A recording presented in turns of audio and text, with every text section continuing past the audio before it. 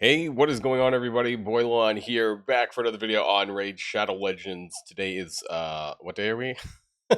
We are Wednesday, of course, and today we have the second day of Clan versus Clan, and we have something absolutely stupid for most people, but I'm going to do it anyways, and that is the Sacred Shard Progressive Chance bait for Legate TEOX. He is one of the best faction unity champions in the game, and particularly faction unities can only be pulled during special summons. So either through progressives like this, or through prism shards, which again are very, you get one free to play and have to spend $10 per shard otherwise. So I have one faction unity. I think I only have one faction unity champion. I have the dwarven guy. He's okay, right? But Legate TEOX has some pretty insane stuff. Like his damage is through the effing roof. So this is a guy that I'm very interested in pulling, and I have a lot of spare sacred shards. So I am going to be pulling up to my mercy. I think I'm at 8, which means that still there's going to be a handful of sacreds that I would have to go in order to get there, but I'm going to do it anyways. Now, there are some other interesting characters here, but I don't think they're really that great. Gosk of Two Skins, he is a new character from this patch, of course. He does some poison stuff, I believe, decreased attack, but he does poison sensitivity, accuracy on himself only, right? It's kind of okay, but no, he's no Legate TEOX. Karen the Harvester, another support champion. He's okay. Honestly, the other better characters on here would have been Nekmothar, just because he's a really great support champion. Gets a free turn out of using this speed buffs, turn meter, really nice. And then decreased speed AoE, great Hydra champion. AoE A1 that does decreased attack 50%. So yeah, really good character here, actually. And Pythion is still a pretty amazing support champion as well before the AoE revivers side of things. So we're going to be doing Legate TEOX at 15x. Now, I do want to let people know that the 15x on a SIG, even on a legendary, is like 4.5%, 5%. Like, it's pretty low. So the odds are low, but you never know. I might get super lucky. Stranger things have happened. I have had some insane luck, at least on Void Shards and on Remnant summons, so maybe Lightning will strike again. For my epic, I'm going to be taking Venomage because I do believe that he is probably I don't know, one of the best characters epics from the Lizardman anyways. You can actually turn this guy into a little bit of a DPS character, heal reduction, poison, but also the passive. 15% less damage when they're under heal reduction, decreased defense, and attack. Great single target character here. So we're going to go for more empower. I already have Venomage, but we're going to go for more empowerment. Now, before we get with the pulls, there's a few things I want to say, but also want to let people know that you can use the QR code in the top right hand of the screen to get Tholan Falbeard absolutely free, and also the amazing epics of Stagnite, Allure, and Farrakhan the Fat. Counts level 10, 20, and 30. Don't forget that we have this brand new legendary promo code to get Grand Oak Padraig. I need to probably shorten this video because we get to the point where he's great. He's great. He's brand new. Just came out like last week, and all you have to do is use the promo code Wrath within the first 48 hours of a brand new account. Okay, there is one other thing I do want to mention, which I probably should have done a separate video for, but I'm gonna talk about it here anyways. As you guys may or may not have known, that if you had been following some of the other creators, on Thursday there is going to be the anomalous Titan event where you can get up to a 5 red soul of Empress, the mythical for Knight's Revenant, right, from Chimera. So this is pretty big. Also, there's going to be a Hero's Path event tomorrow as well for Mavara. I don't know if it's actually in game yet. Maybe it is. Maybe it's there we go. The anomalous Titan event there. The biggest thing here is that there's going to be a fusion token in it. We just don't know how much of the Titan points that you actually need to get that fusion token, because that's pretty big, right? Because that's, for a lot of us, that's going to take us from 2 fusion tokens to 3. And then you have the Hero's Path here from Mavara. The problem is 5 red or nothing. I would really love to walk away with, I know she's an amazing character. I just would be much happier to walk away with a 3 red soul rather than going all the way in for a 5 red soul, because that is quite a big jump as far as shards go. The Hero's Path is going to include some, I believe, some artifact grinding and sacred shards. I believe it's mentioned up in here. So Titan event, you guys know what Titan event is. Basically like another fusion event with extra events in there. So expect that. I don't know if I'm going to go all the way to the 5 red soul. I think I'm going to do the 3. I'm hoping that the fusion token is around the 1,000 point mark, and that should be pretty easy for most people. Also, we have the hero's path where they mentioned, yeah, artifacts and summoning shards. There is going to be 400 Titan points, though, in the Mavara hero path. So I need to take a look at the path event. We need to see exactly where that fusion token is. The reason why I don't want to go all the way to 5 for Empress is mostly... Actually, I already have a 2. Shit. I thought I had less than this. So the 3 would still be a bonus because it's for defense, but he's an HP-based champion. The problem is because of his kit, right? Where I think that it's he has this thing of, it's in his alt form, isn't it?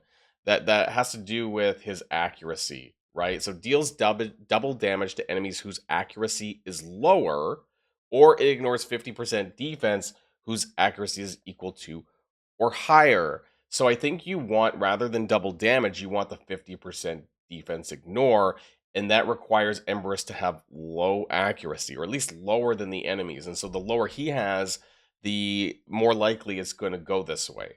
So I don't know, right? The 5 red for Emberus is going to give him about 90 accuracy and 90 resistance. It's going to help the particular blessing that he's running, right? And you're going to get some of the crit damage is big too, 45% crit damage. So I really don't know.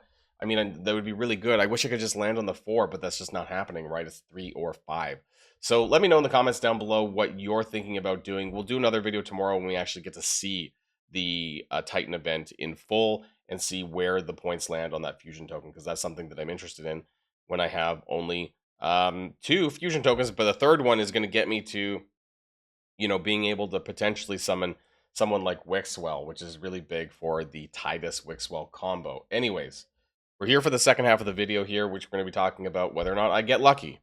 So let's start that. Where's my legendary pull music, and let's see what ends up happening today. So we're going to start off with Sacred Shard number 1 for clan versus clan.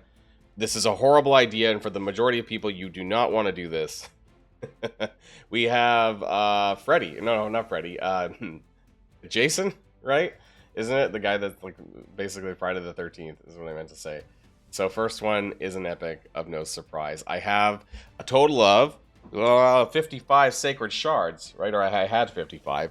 So I'm going to be going to my Mercy, and we're going to see if we get lucky. Unlegged TEOX. It still leaves me with quite a few Sacred Shards, though, for other events down the road. Especially, perhaps, the heroes... Oh my god, did we just pull Stonebound Thisbe from the fucking fusion that we just had? Oh my god, I can't believe the Mavara fusion. Oh well, at least we have an extra copy of her, right? Because I heard she's a decent champion, actually. Restoration heals allied, turn meter fill, Hex, AoE Hex, and block buffs. It's actually pretty good, honestly. She's a very solid champion for really good debuffs, particularly this, though. Hex and block buffs together is pretty nice, right? She's a really solid, like, epic Hydra champion if you ever needed one. So yeah, I never did actually get to keep an extra copy of her, so there we go. We have another epic. We have Armina, aka Farrakhan the Fat's sister. That's kind of who this character really is here. So that was 3 Sacred Shards, 3 epics. How many epics are we going to be pulling before we get a legendary? Please, not too many. Although the first 5 or 6 will not be surprising. Ambassador Leflin, because we haven't hit the Mercy counter yet.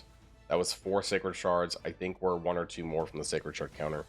So this is possibly going to be a colossal waste of... Mistrider Daithi, actually, that's an empowerment for me. Great. He's actually probably one of the best epic nukers in the Sylvan Watchers faction.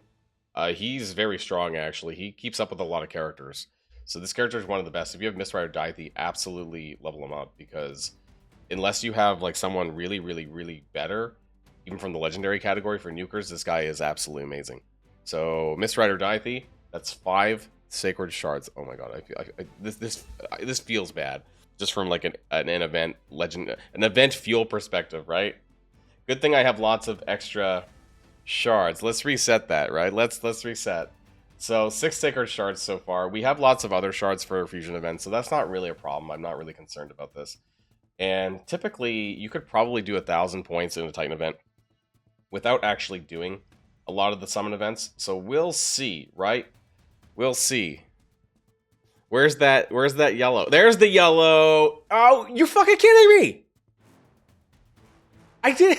He's not even featured. I didn't even feature him.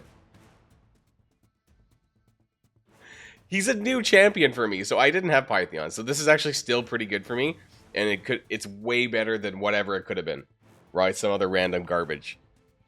But I didn't have him on my list. Oh my god. So it took me 7 sacred. That's not bad actually. I think I hit the mercy like very at the beginning, which is good, because then I don't have to use too many more shards here. Really good character. I mean, allies receive 5% less damage for each buff on them, up to 25% damage reduction. So 5 buffs, and it doesn't have to be buffs from him. It's just buffs in general. We have a strengthened debuff, strengthened buff on a cooldown of 4, potentially with an AOE revive, which is nice. I'm not sure if this can be used. I think you have to revive though in order for this to actually activate though, to be able to use that. He has an AOE cleanse, healing, and also puts block debuffs for 2 turns. This is on a cooldown of 3, so this part's really good, especially for battles where you need that. And then of course on the A1 it's a double tap with extra healing. So this is, he's a pretty solid champ. Is he outdated? I mean he was a fusion champion. How many fusion tokens? I don't remember. How many fusion tokens did they give to Pythion? He was like 2 or 3, right? Like he's, I used to really want him at the beginning of my account. He's still a really solid character, and I think he's going to have a space, obviously, in my Lizardman faction crypts. But, yeah, good God, I cannot believe that we didn't even pull the character. Well, we pulled the other character that we didn't even feature, right? So, I want to go into my factions here, the Lizardmans. I think that he's still going to find a place. We need to reserve vault as well. Okay, so I got Amok, the first Satrap. I don't use him. As far as other Lizardman characters go, I have 2 Donnies. I have Krisk, I have Predator, I have Slixus Stripehide, who is one of my main nukers for the Lizardman faction. I do have Raisin, but I don't really use him that much anymore. So I'm do we even need that much support? Can we beat it with just pure support, just going back and forth here with like 2 Donnies, Krisk, Predator as the main one, and like Pythion for a revive? Because actually none of these guys revive, so maybe can I actually just turtle my way through faction mode hard? I wonder. Anyways, Pythion is still a character that I'm going to be leveling up because I'm probably going to find some use for him in other areas of the game anyways, but I really wish that was like a TEOX. But as always, that's just how the cookie crumbles in Raid Shadow Legends. Now, before we go, I do want to remind people that if you haven't started playing a new account yet, or an alt account, then what are you waiting for? Get on with Tholan Falbeard absolutely free. That QR code in the top right hand of the corner. Stag Knight, Allure, and Farrakhan the Fat. And don't forget the brand new promo link. The promo code, sorry. This one's really good. I've been using this on my alt account for Grand Oak Padraig. This is one of the newest legendaries up for grabs in Raid Shadow Legends. And all you have to do is use the promo code WRATH within the first 48 hours of a brand new account. Don't forget, promo code WRATH. Okay, that's it for me, everyone. Let me know if you did anything here today, and I'll see you all on the next one. And if you like this video, make sure you hit that subscribe button if you haven't already, and you'll be greatly helping out the channel. Have a great day, and I'll see you guys on the next one.